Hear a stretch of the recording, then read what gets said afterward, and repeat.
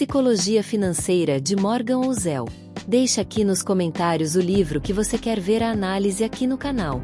Introdução: O dinheiro é um espelho. Publicado em 2020, Psicologia Financeira, The Psychology of Money, rapidamente se tornou um clássico moderno. Diferente de manuais técnicos de investimento ou de orçamento, o livro de Morgan Housel, parceiro da Collaborative Fund e ex-colunista do The Motley Fool e The Wall Street Journal, opera em um terreno mais profundo e universal: o comportamento humano em relação ao dinheiro. A tese central de Housel é poderosa em sua simplicidade. O sucesso financeiro não é um conhecimento técnico hard. É um soft skill. Não se trata de que fórmula de juros compostos você usa, mas de como você se comporta diante da incerteza, da ganância, do medo e da comparação social. O dinheiro, argumenta Housel, é um dos maiores espelhos da natureza humana, revelando nossos valores, nossos medos mais profundos e nossas aspirações.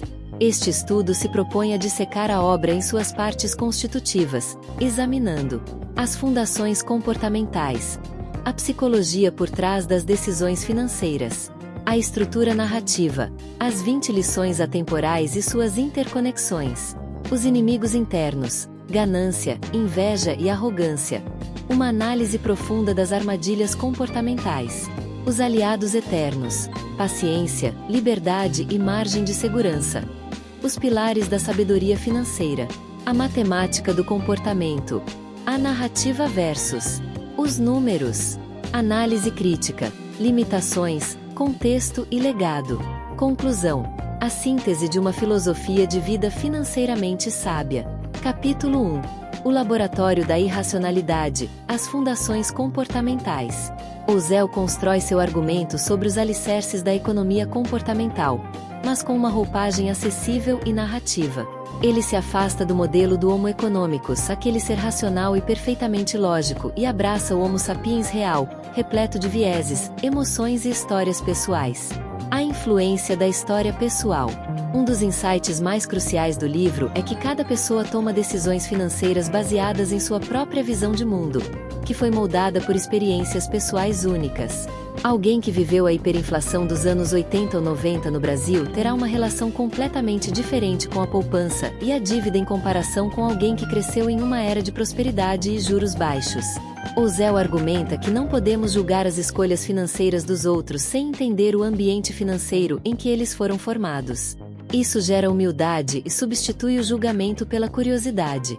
Os vieses cognitivos em ação. Housel não apenas lista vieses, ele os tece em narrativas convincentes. Viés do sobrevivente. Survivorship Bias. Nós vemos os Bill Gates e os Warren Buffetts do mundo e copiamos suas estratégias, ignorando os milhões que fizeram exatamente a mesma coisa e falharam. Atribuímos seu sucesso apenas aos seus gênios, subestimando colossalmente o papel do azar e do risco. Racionalização post-hoc. Precisamos de narrativas coerentes para explicar um mundo complexo e aleatório. Então, após um evento, uma crise, um boom, criamos histórias lógicas para explicar por que isso aconteceu, como se fosse óbvio e previsível. Isso nos dá uma ilusão perigosa de controle. Aversão à perda. Lois Aversion, Kahneman e Tversky. A dor de perder $1000 é muito maior do que o prazer de ganhar $1000. Isso leva a um comportamento extremamente conservador que pode, ironicamente, impedir a construção de riqueza a longo prazo. Mover através do goal. Moving the goalposts. Nossas expectativas de riqueza se ajustam às nossas posses. O número mágico que traria felicidade sempre parece estar um pouco além do que temos agora. Este é um caminho direto para a insatisfação perpétua. Capítulo 2: As 20 lições atemporais, a estrutura narrativa. O livro é organizado em 20 capítulos curtos, cada um focando em uma ideia central. A genialidade está na forma como essas lições se conectam para formar uma filosofia coesa. Parte 1: Os limites da razão. Lições 1-7. Estabelece que o comportamento com o dinheiro não é racional. Lição 1: Ninguém é louco. As pessoas tomam decisões financeiras que parecem loucura para você, mas fazem sentido perfeito para elas, dadas suas experiências únicas. Lição 2: Sorte e risco. Sucesso e fracasso financeiro não são apenas resultados de esforço e habilidade. São produtos da sorte, azar positivo, e do risco, azar negativo. É crucial saber distinguir um do outro. Lição 3. Nunca chega. A riqueza é o que você não vê. É a renda não gasta. É os carros não comprados, as garrafas de vinho não consumidas. A riqueza é opções, flexibilidade e capacidade de esperar. Lição 4. A magia de confundir o ator com o resultado. É fácil confundir uma decisão arriscada que deu certo com uma decisão inteligente. E uma decisão prudente que deu errado, por puro azar, com uma decisão estúpida. Lição 5. A fascinação pelos extremos. Bill Gates não é um exemplo representativo de sucesso. Ele é um outlier, um ponto fora da curva. Basear sua estratégia nele é um erro. Lição 6. Para cada pessoa, um universo. Sua experiência pessoal com o mercado representa talvez 0,00000000001% daquilo que realmente aconteceu no mundo. Sua amostra é microscopicamente pequena. Humildade é necessária. Lição 7. A liberdade. O objetivo supremo do dinheiro, para o Zéu, é comprar liberdade. É o controle sobre seu tempo e suas escolhas. É poder acordar de manhã e dizer não tenho que fazer nada que não queira hoje. Esta é a forma mais elevada de riqueza. Parte 2. Os inimigos internos. Lições 8-14. Explora as forças psicológicas que nos sabotam. Lição 8. A ganância do homem. A ganância não é apenas querer mais, é querer mais às custas da razão. É sacrificar o que é importante, saúde, relacionamentos, integridade, pelo que é possível, mais dinheiro. Lição 9. A história da razão. As histórias que contamos a nós mesmos são mais poderosas que as estatísticas. Uma boa narrativa pode fazer com que ignoremos dados contrários por décadas. Lição 10. O preço das paradas. Tudo tem um preço, mas nem todos os preços têm etiqueta. O preço do sucesso no mercado de ações é a volatilidade. O preço de um retorno acima da média é a incerteza. Você deve estar disposto a pagar o preço. Lição 11. Uma pessoa rara. Ser pessimista soa inteligente, ser otimista soa como um tolo. Mas o progresso econômico ao longo da história foi construído por otimistas. É raro e valioso ser um otimista realista de longo prazo. Lição 12. Surpresas. A história do Economy é uma longa série de surpresas que ninguém previu. Portanto, seu plano financeiro deve ser robusto o suficiente para sobreviver às surpresas, não ótimo para um futuro específico que você imagina. Lição 13. Margem de erro. Margin of safety, o conceito de engenharia aplicado às finanças. Você precisa de um plano que possa sobreviver mesmo se suas previsões estiverem erradas.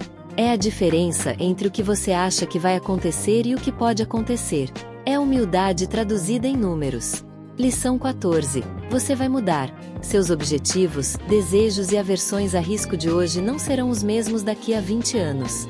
Um plano financeiro que não permite flexibilidade está fadado ao fracasso. Parte 3. A construção da riqueza. Lições 15 e 20. Foca nas ações e mentalidades práticas que levam ao sucesso. Lição 15. Nada é de graça. Como na lição 10, tudo tem um preço. A questão é, você está disposto a pagar o preço pelo retorno que busca?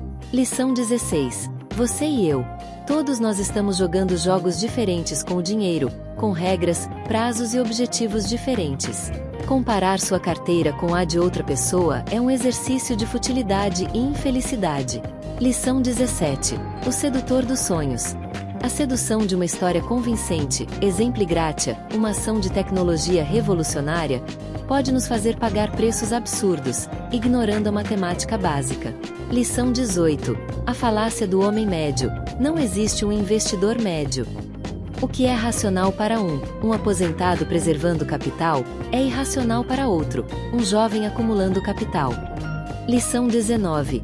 Tudo se conecta. Suas decisões financeiras estão intrinsecamente ligadas a todas as outras partes da sua vida: saúde, família, carreira. Elas não podem ser vistas de forma isolada. Lição 20. Breve história dos mercados. A confiança de que o mundo vai inventar, inovar e progredir ao longo do tempo é a força mais poderosa em investimentos. Apostar contra isso é apostar contra a criatividade humana. Capítulo 3. Os inimigos internos. Uma análise profunda das armadilhas. A ganância e a inveja. Ouzel argumenta que a inveja é um motor financeiro mais poderoso do que a ganância. A ganância é querer mais. A inveja é querer especificamente o que o outro tem. Nas redes sociais, onde todos exibem seus highlights, o carro novo, as férias, a inveja é inflamada constantemente. Isso leva a um consumo conspícuo e a investimentos de alto risco para acompanhar os joneses, que é uma receita certa para a ruína. A arrogância e a ilusão de controle. Achar que podemos prever o futuro do mercado é uma forma de arrogância. A história financeira é definida por eventos raros e de alto impacto, cisnes negros, que ninguém previu. A humildade de admitir que não sabemos e de construir uma estratégia que funcione apesar dessa ignorância é um superpoder. A narrativa versus a realidade. Nos apegamos a histórias. Esta ação vai subir porque é uma empresa inovadora no setor X. Essa narrativa é sedutora e fácil de entender. A realidade, avaliação de fluxo de caixa descontado, múltiplos de valuation é chata e complexa. Portanto, frequentemente investimos na narrativa, não na realidade. Capítulo 4. Os aliados eternos. Os pilares da sabedoria financeira. A paciência e os juros compostos. Ouzel chama os juros compostos de a maravilha do mundo não por sua matemática, mas por exigir um comportamento específico, a paciência. O maior retorno de um investimento não vem de uma fórmula complexa, mas de permanecer investido por décadas, deixando os juros trabalharem. Isso requer controle emocional para ignorar a volatilidade de curto prazo. A liberdade como objetivo final. Este é o tema mais importante do livro. Riqueza não é um número em uma conta. É a liberdade e o controle sobre o seu tempo. Ouzel argumenta que esta é a métrica mais subestimada e valiosa da riqueza. Ter 10 milhões de dólares e um trabalho que te consome 80 horas por semana é menos rico do que ter 500 mil dólares e completo controle sobre como você gasta seus dias. A margem de segurança. Este conceito, emprestado de Benjamin Graham, é a chave para sobreviver em um mundo imprevisível. É ter dinheiro extra na poupança, manter uma alocação conservadora, viver abaixo das suas posses. A margem de segurança é o que permite que você aproveite oportunidades, comprar na baixa, e sobreviva a crises, perder o emprego, sem precisar fazer apostas desesperadas. É o antídoto para o risco. A flexibilidade. Como você vai mudar? Seu plano deve mudar com você. Uma estratégia rígida que não permite ajustes ao longo da vida está fadada a quebrar. A flexibilidade é um ativo. Capítulo 5. A matemática do comportamento, a narrativa versus os números. Ouzel é mestre em usar estatísticas simples para provar pontos comportamentais profundos. O estudo dos retornos reais. Ele mostra que o mercado de ações americano, S&P 500, teve um retorno real, ajustado pela inflação, de 6,8% ao ano desde 1871. Isso transformou $1 em cifrão 18,000 em 150 anos. Mas ele rapidamente aponta que isso esconde uma volatilidade brutal. 14 quedas de mais de 20% nesse período. A matemática é linda. A experiência emocional é aterradora. A questão não é conhecer a matemática. É aguentar a experiência emocional. O poder dos extremos. A maioria dos retornos do mercado vem de um número minúsculo de ações excepcionais. De 26.000 ações negociadas publicamente desde 1926, apenas 86,0,3% do total, foram responsáveis por metade de toda a riqueza criada. Isso significa que a maioria das ações é medíocre ou fracassa. A estratégia de comprar o mercado, via ETFs, é uma forma de garantir que você capture esses raros outliers, sem precisar adivinhar quais serão. A história do otimismo. Ele apresenta dados incontestáveis sobre a melhoria dramática nos padrões de vida da humanidade nos últimos 200 anos, queda da pobreza extrema, aumento da expectativa de vida, etc., para fundamentar seu argumento sobre o otimismo realista. Apostar no progresso humano tem sido a aposta mais lucrativa da história. Capítulo 6. Análise crítica, limitações, contexto e legado, pontos fortes e contribuições. Acessibilidade universal. O livro é escrito para qualquer pessoa, não apenas para investidores. Ele desmistifica as finanças. Foco no comportamento, não na técnica. Isso torna temporal. Conselhos técnicos sobre onde investir em 2020 ficam obsoletos. Conselhos sobre como controlar a ganância e a inveja são eternos. Narrativa poderosa. Ouzel é um contador de histórias excepcional. Seus exemplos, desde Ronald Read, o zelador que acumulou 8 milhões de dólares, até a queda do LTCM, são memoráveis e ilustrativos. Humildade intelectual. O livro inteiro respira humildade. Ouzel constantemente admite a imprevisibilidade do mundo e os limites de nosso conhecimento. Limitações e críticas. Foco no contexto americano. Muitos exemplos e dados são do mercado dos Estados Unidos, que tem uma história de crescimento excepcional e estável. Aplicar algumas das lições, exemplo gratia, sempre compre e segure, em economias mais voláteis ou com históricos inflacionários traumáticos requer adaptação. Pouca orientação prática concreta. O livro é fenomenal no porquê e no o que, mas é deliberadamente vago no como. Ele não diz exatamente como calcular sua margem de segurança ou como construir uma carteira. Seu objetivo é mudar sua mentalidade, não dar uma receita de bolo. Pode subestimar a complexidade. Para situações financeiras verdadeiramente complexas, planejamento sucessório, otimização fiscal, a psicologia é crucial, mas o conhecimento técnico especializado também é necessário. Legado. Psicologia financeira já é considerado um clássico moderno. Ele pegou insights da economia comportamental e os traduziu para o domínio prático das finanças pessoais de uma forma que poucos livros conseguiram. Ele redefiniu o que significa ser bem educado financeiramente. Não é saber calcular um beta, é saber controlar seus próprios impulsos. É um livro que será relevante daqui a 50 anos, porque a natureza humana não muda. Conclusão: a verdadeira riqueza é interna. Psicologia financeira é, em última análise, um livro sobre sabedoria de vida disfarçado de livro de finanças. Morgan Ouzel nos convida a fazer uma pergunta muito mais profunda do que como posso ficar rico. A pergunta é: o que eu quero que o dinheiro me proporcione? A resposta, ele argumenta, raramente é mais coisas. Quase sempre é liberdade, segurança, paz de espírito e tempo para gastar com as pessoas e atividades que amamos. O caminho para essa riqueza não é através de fórmulas secretas ou de previsões brilhantes do mercado. É através do autoconhecimento, do controle emocional, da humildade intelectual e de uma disciplina feroz para viver abaixo do que se ganha, não para acumular um número maior em uma tela, mas para comprar o ativo mais valioso do mundo: a liberdade de ser o autor da própria vida. Ouzel nos lembra que a jornada financeira mais bem-sucedida é uma maratona de consistência comportamental, não um sprint de astúcia técnica. O maior retorno sobre o investimento que você pode fazer não está em nenhuma ação ou fundo. Está em investir no entendimento de sua própria psicologia. Pois, no final das contas, o seu maior patrimônio ou seu maior passivo são os hábitos, os medos e os desejos que você carrega dentro de si.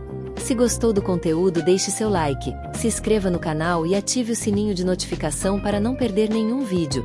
Se quiser adquirir o livro, o link está na descrição. Comente para o YouTube entender que o conteúdo é relevante.